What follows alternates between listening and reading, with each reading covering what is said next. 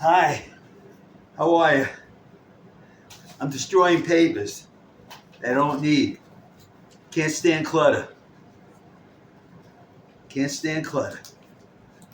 I become the human shredder. See?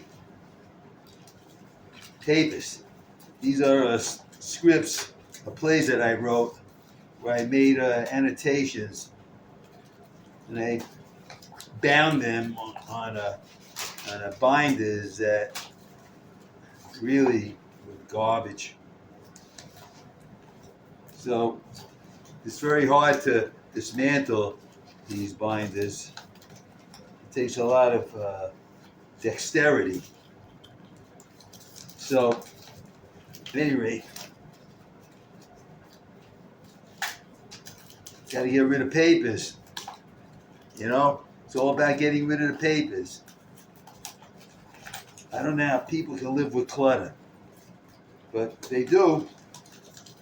For a while I did. I mean, it was never out of control, but can't let it get out of control. Clutter definitely reduces the quality of your life and is also indicative of other issues, probably of mental health nature. See now, here I am. You see, it's about a pound of paper that's going to be destroyed that I'm ripping up, and later will be discarding. See, it's good exercise for your fingers and hands. See, it's actually in a way therapeutic. In a way, it doesn't really resolve any personal issues, but I'm reducing the amount of paper that I have to drag along with me in my life while I'm still alive. So, you see, it's going to be a big pile of paper that's going to be submitted to the garbage can for later reprocessing. See? Now watch this.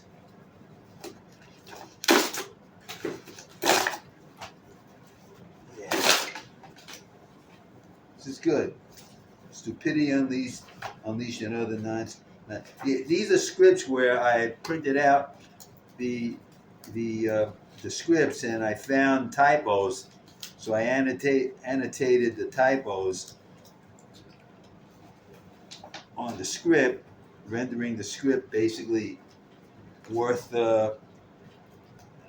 processing for the garbage. But I avoided doing that for a long time until now. And what I'm doing, gotta get rid of your clutter. If any who's ever watching this video, if you have clutter, get rid of it. You don't need it. It doesn't add to your life. Don't think in terms of, well, you know, after you're gone, somebody else will clean up. Well, while you're still here, you still have to deal with it. Clutter is the avoidance of taking charge of what's going on with your life. So, avoid the clutter. See, there's a lot of papers here. Destroying it. Watch. See?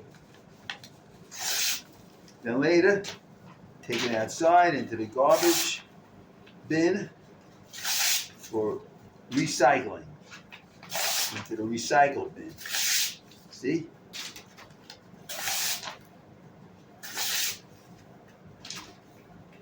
I have a lot more to do here.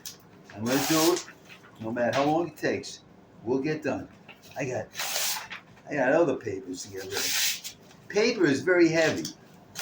It comes from wood, and wood is heavy. Paper is wood that's been reprocessed into paper. Paper is not a product that is natural to nature. It's a man-made product. It's a reprocessing of wood, of trees. That's all it is. So, political graffiti or when ideology collided with reality. Yeah. Very thick. This is like well over 100 pages.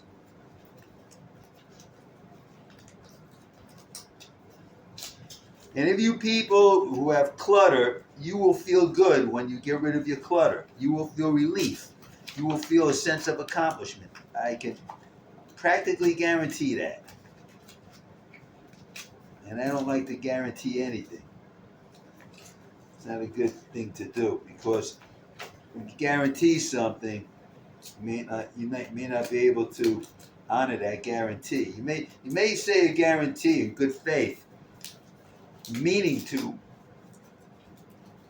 honor it, but things happen and you wind up you can't do it.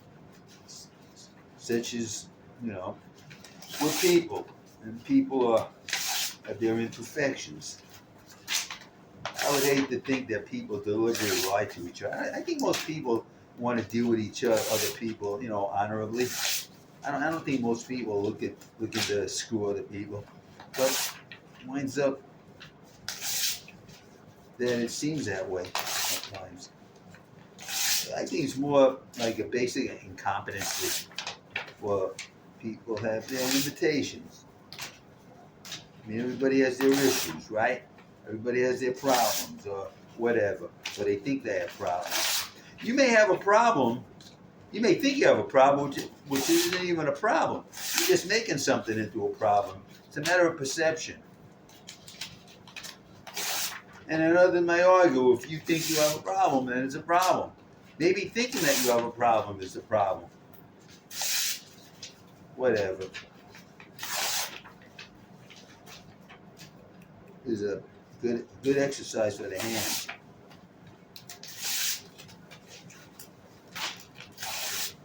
Wow. I bet you. Well, we're on the capo. Yeah, this is a good play. I really like this play. I did this. I did a stage reading of this play twice. Yeah, twice. Now,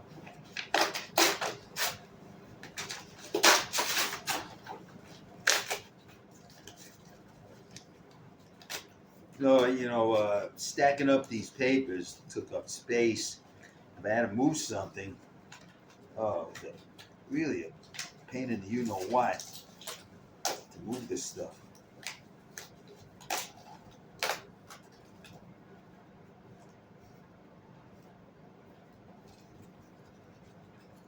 People exercise their hands, right?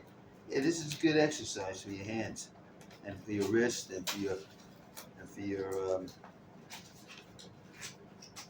uh, forearms. See? See? Watch. Is this something?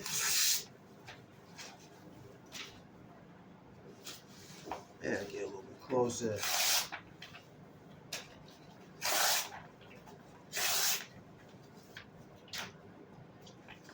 This is the way you do it, man.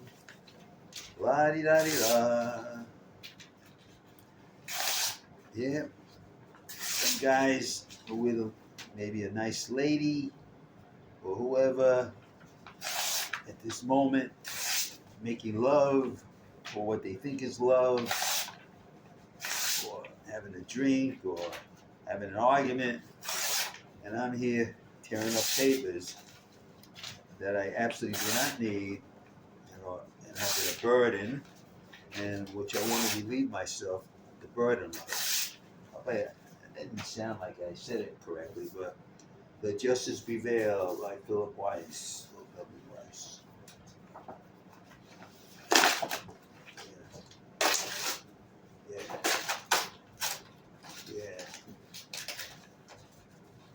Yeah. Now outside, the temperature is about 10 degrees. It's supposed to go down to around 4 degrees in New York City. That's cold weather. I've taken, over the past 3 days, I've taken some spectacular photographs of the Hudson River, totally frozen over. I mean, spectacular. And nobody else seems to notice this. I'm the only one that notices an entire major river frozen over. Like it happens every day, right? No, it doesn't. I'm being facetious. It doesn't happen once every 20 years. Well, I've recorded it.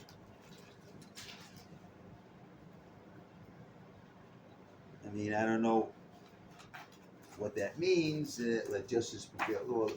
All these papers, man. All these papers, man. See? Yeah, let garbage prevail. No, you don't want garbage to prevail. You gotta be on top of your clutter. You really do. Don't let clutter your life. I know people, and I have known people who have been the victim of clutter, and these are not very happy people. You can't be a happy person when you have clutter. I believe a clutter is a projection of what's going on in your brain. When you have clutter, that means your life is cluttered with all kind of nothing, which you're making into something that you think you can't live without. And in fact, you can live without it. People experience all kind of losses, and they go on. A lot of clutter has to do with feeling that you're giving away a part of your own life, but you're not. Your life is your life, whether you have objects around you or not. Take away everything around you, and you still are you. You're not defined by what you accumulate. You're defined by who you are internally, which has nothing to do with external. The Marxists believe in external. Yeah, the Marxists believe that character is shaped by social forces. That's a bunch of hogwash. That's garbage. That is complete BS. That is that is not only BS, it's dangerous BS because it justifies all kind of antisocial behavior and justifies not having to take responsibility for your acts. You'll say, well, external forces drove me to do something. An unjust society made me, kill somebody or whatever, or do something very horrible. That if I had been treated differently, I would have behaved differently. If the social forces that shaped me were of the different kind of force, I would have been a different person. Garbage, BS, Marxist propaganda. That's why Freud is banned in socialist countries, because Freud posited that human personality development was internal, had to do with internal factors, not external.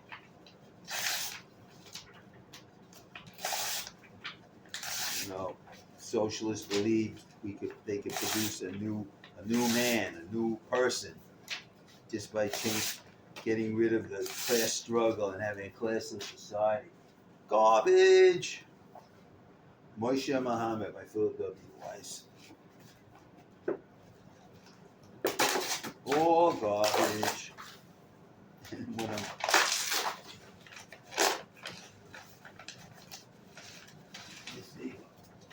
gotta make sure I don't lose my keys, man. It's only here they are. My keys. Okay.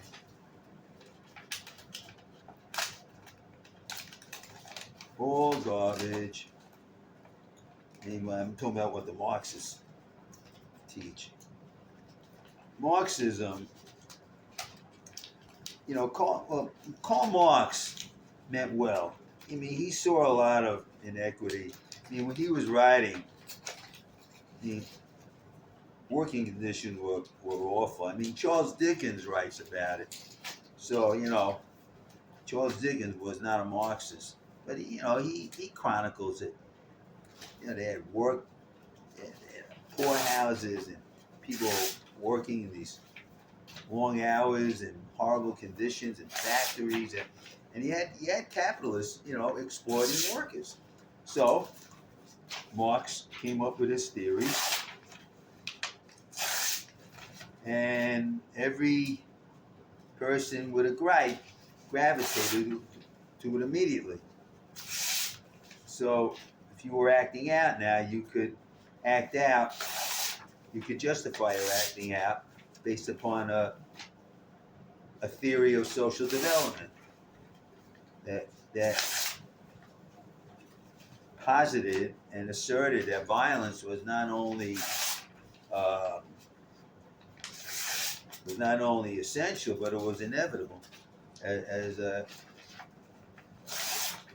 catalyst for change. So that's a terrible, terrible thing, you know, to theorize. But Marx did it. Marx had 7 children. He lived for the last 20 years or so of his life in London, and the authorities knew about him. He was actually honored, you know, when he was alive. I mean, he was known. He had to get out of Germany because of his writings, but so he went to England and he made a living as a journalist. That was by profession. He was a journalist. He wasn't an economist. He was a journalist. He had 7 children. I think 3 of whom died. Conditions were poor. He was not a wealthy man.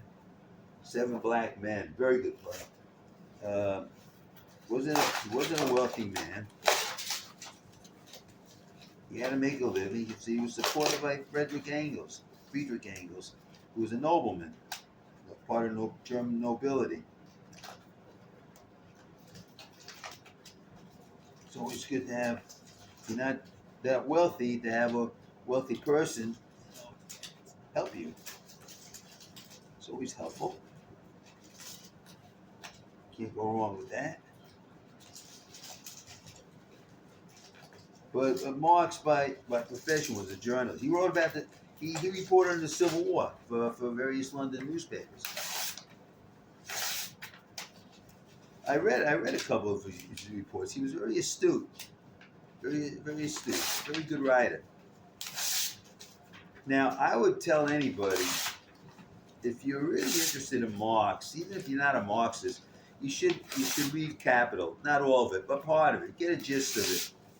A few years ago, I took a course on Marxism at a school in New York, and the professor, she didn't put a spin on the course. Okay, she actually taught it without spin, and I found it one of the best courses I ever took. And I really learned a lot about Marxism because she required that we actually read parts of Das Kapital, of course in English, and the book. See, before I read Das Kapital, I always thought it would be a very arcane kind of book, very not easy to read. No, actually, Capital, the book is very straightforward, very easy to read. Marx's style of writing was obviously very straightforward. He didn't mince words. He made it very clear that there was something called surplus value, and that surplus value was a source of profit, and that all labor is being shortchanged by the capitalists, who are extracting the surplus value for the purposes of underpaying the workers and increasing profit. So Marx tried to downplay Maggie and the Professor. This is a very thick book, or Conflict Resolution, American Style. You see, the reason why I'm destroying these papers, besides the fact I want to get rid of clutter, is because I made annotations in these scripts, and written annotations. So, but I've been doing this anyway. I got more. I've been holding off doing this for a long time. Time to do this. Let's do it now. That's what I say. Okay. Let's see. Okay.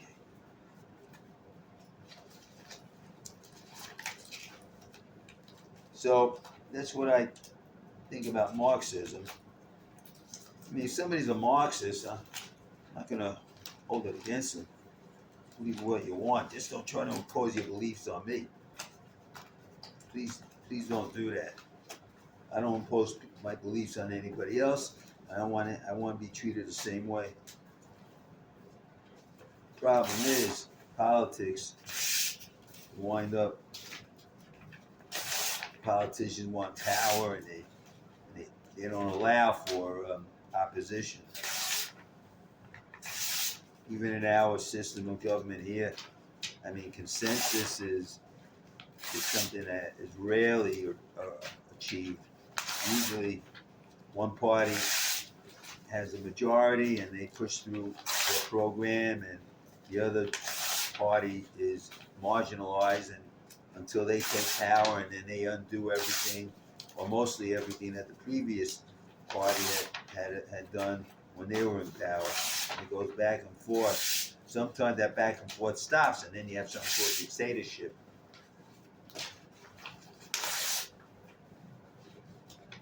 And it's a lot of papers, a lot of papers.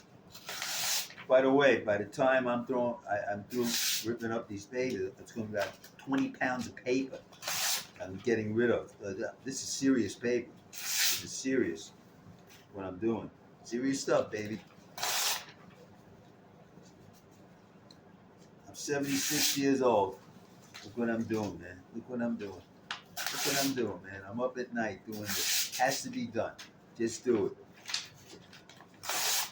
I'm not drunk. I'm not drinking. Perfectly sober. Feeling good. Doing what has to be done. Getting rid of clutter. That's it.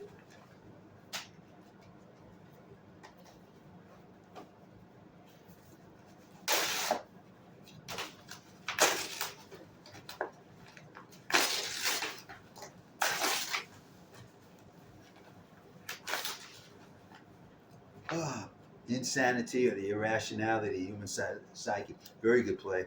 I've done stage readings of all these plays. Some of these plays I've done stage readings twice. In a 14-year period, I stage read 31 plays. Had about maybe 50 or 60 actual readings. It was a good experience. Directed a lot of actors, wannabe actors. Well, I was maybe a wannabe director, right? I'm not a professional director. And but I got into playwriting, and I thought the way to get my stuff. At first, I was figuring out how can I get my stuff staged. So I did it the conventional way. I sent out scripts, and of course my scripts were rejected, and by people who didn't know what they were talking about. You know, who I think enjoyed, ripping up or tearing up other people's work. I mean, intellectually tearing it up, not physically, demeaning it. So I said, after I did that for a while, getting nowhere, I said, hey, let me take charge and do my own play, be my own director, my own producer. That's it. And then I became a boss. That made me the boss. So, and it worked. Didn't make money from it, but I got my stuff staged. Got people to read my stuff, videoed it, and then I stopped doing it. After but once I hit my 13th year doing stage readings, I could tell it was enough already. I was getting a little bit irritable with the actors. I was pushing it. I really didn't want to do it anymore. Putting together stage reading involves a certain amount of work. Seriously. mean, you have to, first you have to have a script, and you have to place an ad in, online, you know, to put out a casting call. Then people answer the casting call. Then you got to do auditions, and then you have to do rehearsals, and then you do the stage readings. So I used to have three rehearsals, 1 or 2 auditions, 3 rehearsals, and and 2 readings of a play, and then any given time. Actors weren't paid, but I did take all the actors out to dinner, and I put everything online. So I was giving them, showcasing them for free. So in a way, I did compensate them. I just didn't compensate them with money, but I showcased them. Some of the actors were very good. Some of them weren't that good. Some of the actors really were actors. Some of them were just, trying to pass themselves off as actors. But whatever the case, if you participated in one of my shows, I was thankful. Everybody did okay. I just wanted that everybody to show up on time and just read your lines. I mean, I wasn't asking them to memorize anything. Just read your lines. Just read it, So, and they read their lines.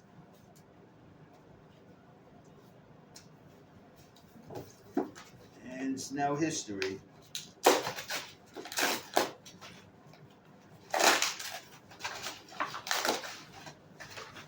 Wow, man.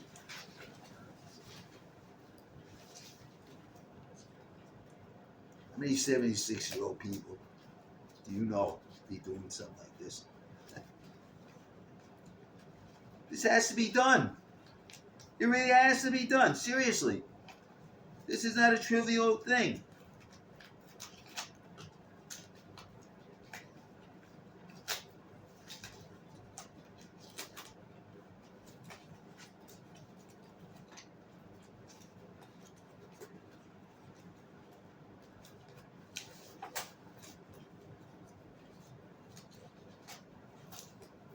Truth and Contradictions, Inside the Mind of Ralph Gorelinsky. Oh, that was a very good play. Yeah. Very good play. And a lot of paper.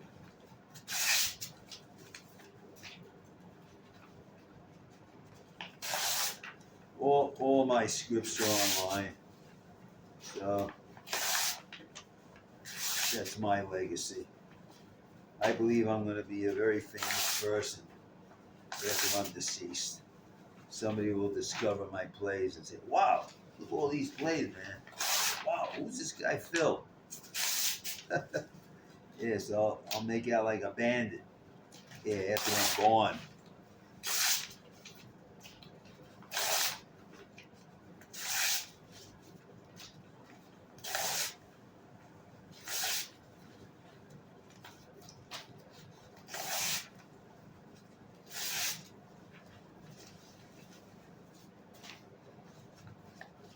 You think that this is easy? Well, it is, if you're able to do it. Now, if something's easy, if you're able to do it, you're not able to do it, it's not so easy. Like if you don't, like 1 and 1 equals 2 sounds easy, but if you don't know if that 1 and 1 equals 2, then it's not easy.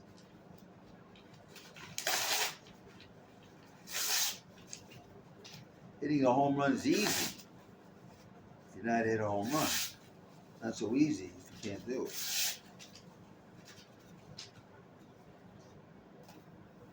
Okay.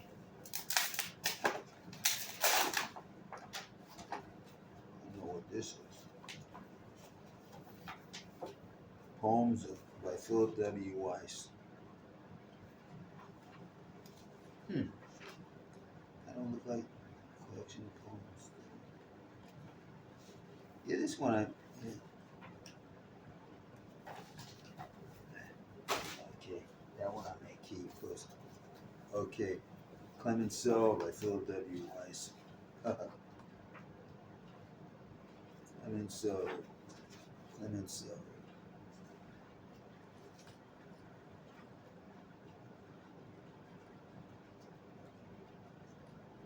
Clemenceau. Yeah. Maybe I didn't make any annotations, but so what? Watch this. I already have a bound copy of Clemens, so I don't need another one. Unless I want to give somebody a present. I don't think anybody would appreciate receiving a script of Clemenceau.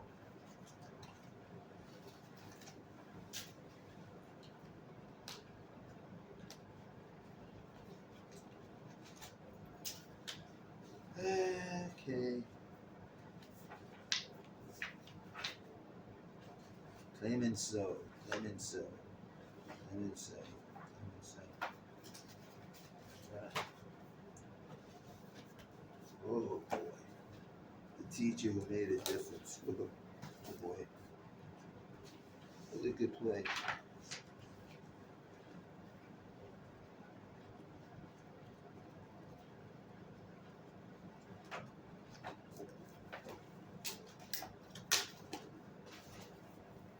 Moshe Muhammad.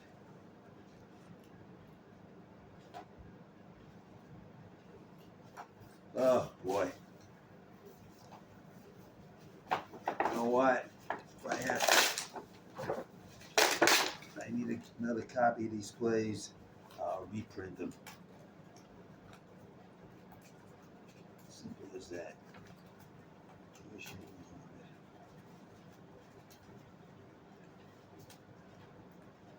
Everything has to go. Everything has to go. If I need a copy of something, I'll just reprint it. As I travel through life, and it is a travel, it is a journey, I don't want to be burdened by more papers than are absolutely necessary. I don't want that. That doesn't help me emotionally or physically.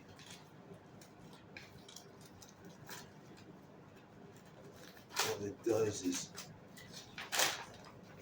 burden me with papers.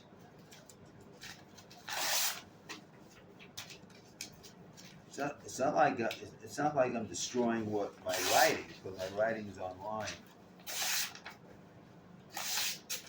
I also registered my stuff with the copyright office. But you don't really have to register anything with the copyright office. You just claim, all you got to do is put your mark on, copyright, such and such a date, put down your name, and then it's copywritten.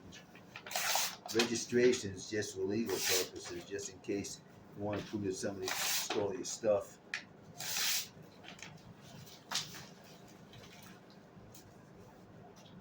And teacher made a difference.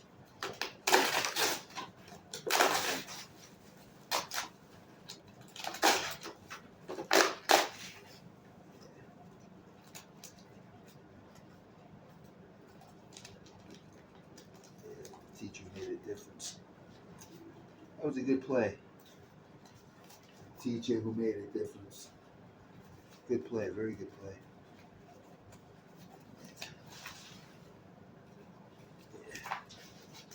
And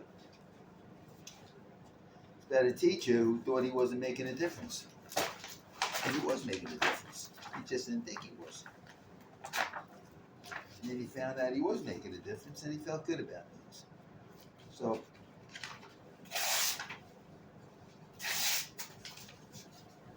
I think one of the worst jobs that carries with it a lot of responsibility, being a school teacher. You're dealing with other people's children, and you're dealing with kiddies who don't appreciate the value of being able to read and write and do arithmetic. Because once you master those basic skills, like window dressing, Then they get into the propaganda stage.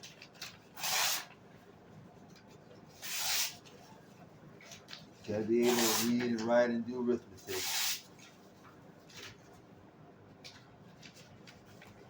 Read and write and arithmetic, baby. That's right. That's what it's about. The basics. You do the basics and everything else, you're doing your own. Noble act. Philip W. Weiss. I don't know, maybe this.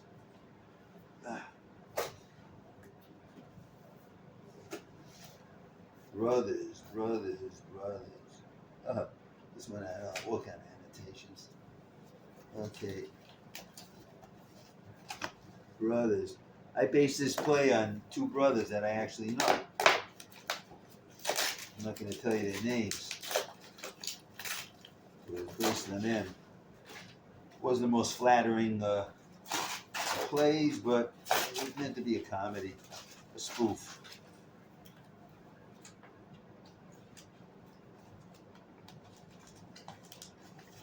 Boy,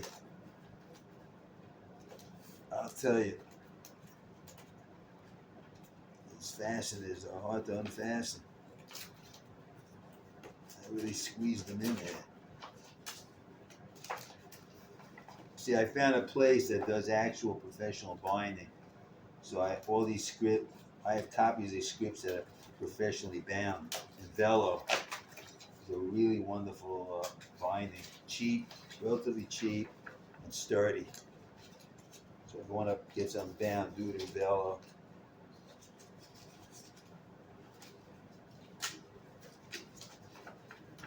You can even buy a machine and probably do your own binding.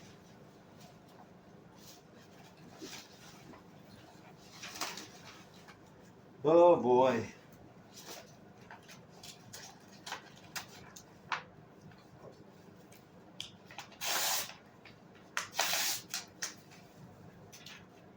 There's a huge mountain of paper on the floor of my apartment, right in front of me.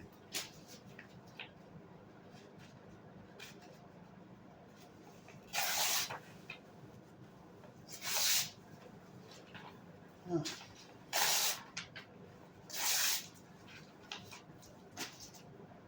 I listen to radio sometimes, sports radio, and they're going on about the Jets. They're obsessed with the Jets. They're trying to make the Jets into a story. They try to push a story, sports radio. They don't originate anything. You know, they take tidbits that they hear or learn about from other sources, and then they try to develop them into talking points. And then they take phone calls, and the fans who call in become part of the show. I've called in several times, talking about different things.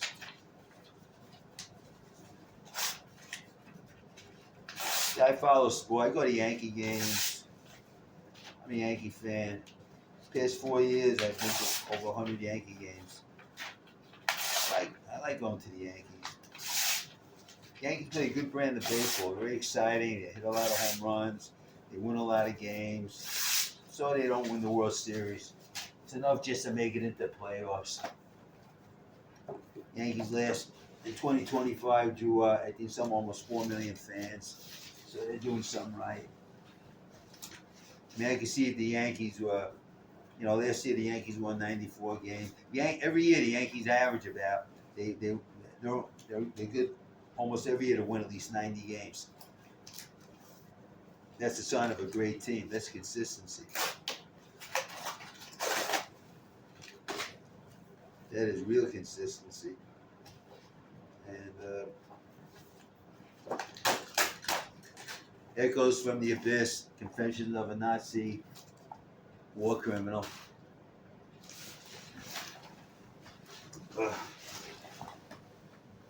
Okay.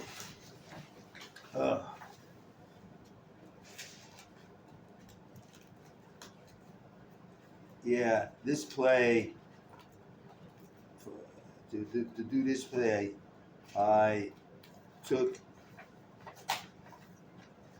actually used the actual interrogations as the script, as the dialogue. It was very effective. It was one of the first plays that I did a stage reading of back in, I think, 2008. I think it was 2008. 2009. Wow, 2009. Talking, let's see, it's 2026 now. 17 years ago. Wow. I thought I was old 17 years ago. 70 years ago, I thought I was old.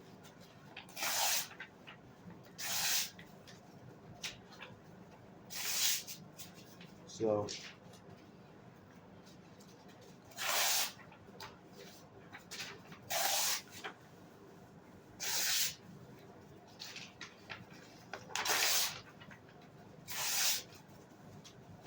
this play was very dramatic, very intense.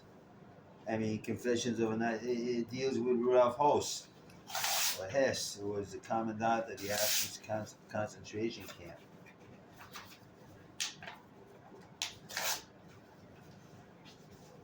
And he didn't think he did anything wrong. You know, he was following orders. Even though the orders were of a criminal nature. Well, at least you think they were of a criminal nature. They were of a criminal nature. So they were using, they were using the authority and power to actually target people for death based on no factors other than they thought those people should not live, and they were afforded no due process. I mean, I'm talking about the victims of of, uh, of the Nazi program. They were afforded no due process, and ultimately that was the problem. I mean, from a legal point of view, I'm not a lawyer, but you know, it was pretty clear that they were given no due process. People were thrown into concentration camps without the benefit of a trial, without being brought up on charges, without having a right to defend themselves. I mean, an opportunity to defend themselves, you know, before a court. So that wasn't fair. That was outrageous. But you know, the Nazis weren't the only ones who engaged in that kind of wholesale and state-sponsored terrorism. The Bolsheviks did the same thing, but the big difference is with the Bolsheviks, they didn't accuse you of being a criminal based on your race. They accused you of being a criminal based on your lack of party loyalty and unwillingness to follow the program set by the government, which was run by a bunch of Bolsheviks who were basically socialists who actually put into practice what Marx taught, that violence is essential to change, for change.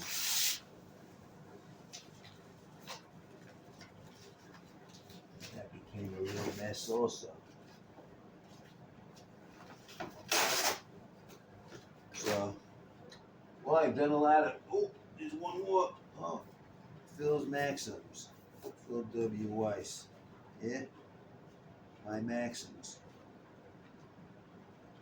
I just wanted to keep. Okay. Yeah, I did two of these of them. A noble act. I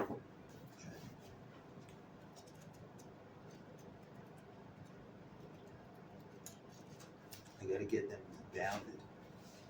Binded. They were in velo.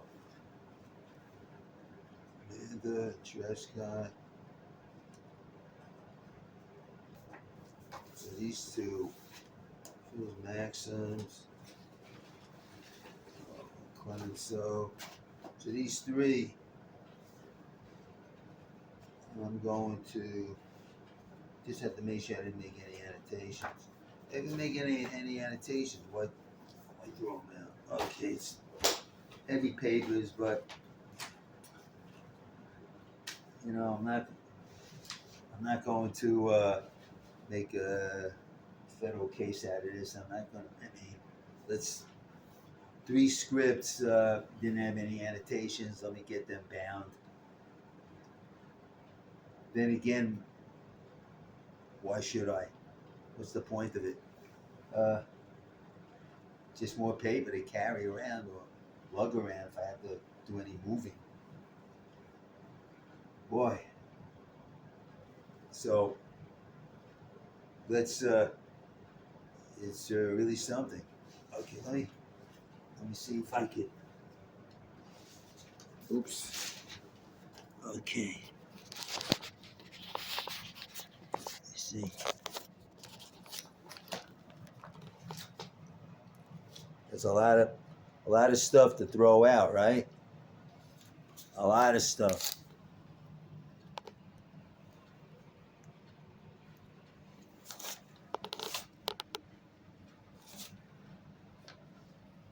A lot of papers, right?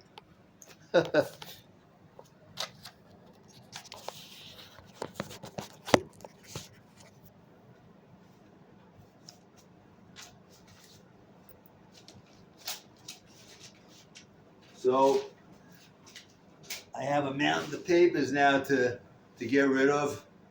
So now it's time to get rid of it. Look at this. Look at this. Look at this. Yeah, all for the garbage. Come on, my dear friends. Who's ever watching this? How many people do this stuff? I do it. Had to be done. This is about 20, 30 pounds of paper. Once it's in the bin, it's gone. I have relieved myself of an actual burden. So, hope you enjoyed sharing these moments with me. I have enjoyed sharing them with you. And whatever you're doing, whoever you are, wherever you are, I hope things are going well with you. And I want to wish you all the best. And with that, I think it is now time to end this video. Not end everything, just end the video. Okay. All right. Okay, my friend, whoever you are, or my friends, whoever, all of you are, all the best. And if you have any clutter, get rid of it, okay? Take care.